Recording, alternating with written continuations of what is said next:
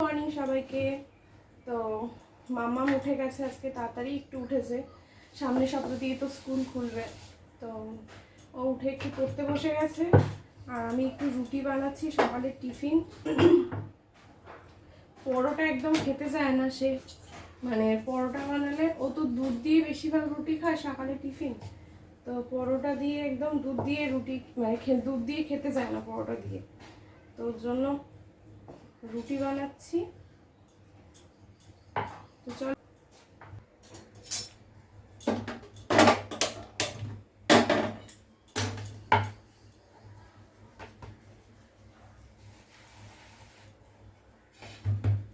আর এই রুটি করতে গেলে না আমার ভীষণ আটা নষ্ট হয়, আমি মানে সেরকম করতে পারি না। এই করতে গেলে রুটি বেলতে গেলে আটা ভীষণ নষ্ট হয়।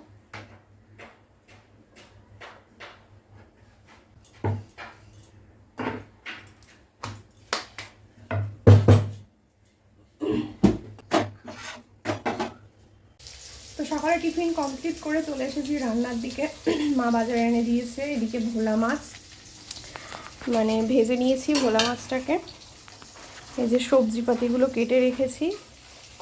তো বেশ কদিন ধরে কাটাপোনা মাছ খাওয়া হচ্ছিল, রঞ্জন সেদিনকারে খেতে বসে আর ওর আর ভালো লাগছে না কাটাপোনা মাছ খেতে। তো মাকে বলেছিল একটু অন্য রকমের কিছু মাছ আনতে, তো মা আজকে ভোলা মাছ আর লোটে মাছ নিয়ে এসছে।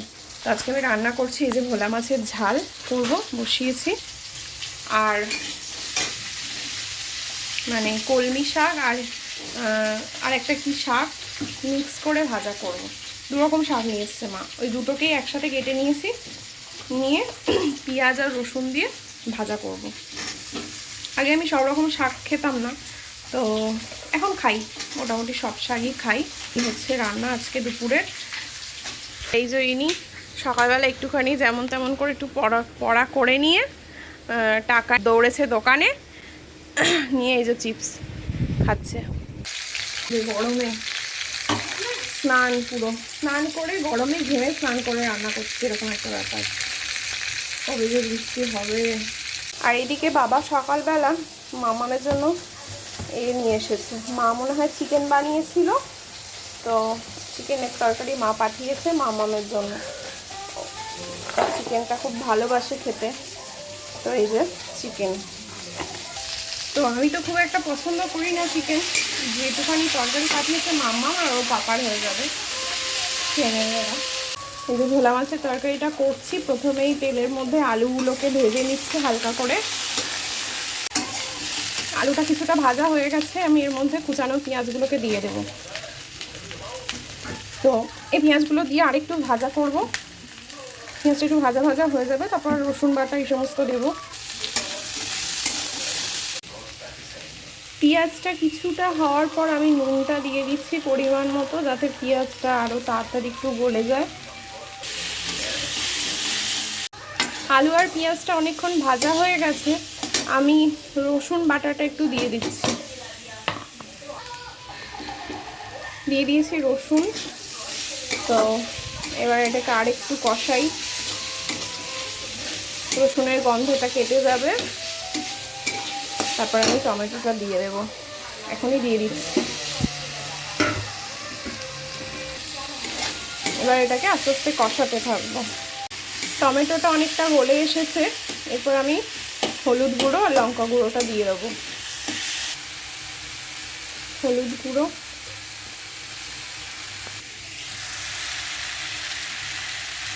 লঙ্কা গুঁড়ো দিয়ে এবার এটাকে আরও কিছুক্ষণ কষতে হবে। আলুগুলো প্রায় সেদ্ধ হয়ে গেছে, বেশি জল দিতে লাগবে না এটাকে, আর বেশিক্ষণ এরপর আর বেশিক্ষণ সেদ্ধ হতে লাগবেও না।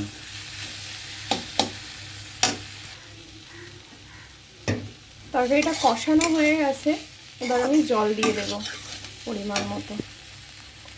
যে যতটা মানে ঝোল ঝোল খেতে পছন্দ করো কি গায়ে গায়ে খেতে পছন্দ করো সেরকম বুঝে জলটা দেবে। তো এতটুকুনি জল দিচ্ছি আমি, আর একটু দিয়ে দিই। এই যে, তো ঝোলটা ফুটে গেছে, আমি মাছগুলোকে দিয়ে দেবো।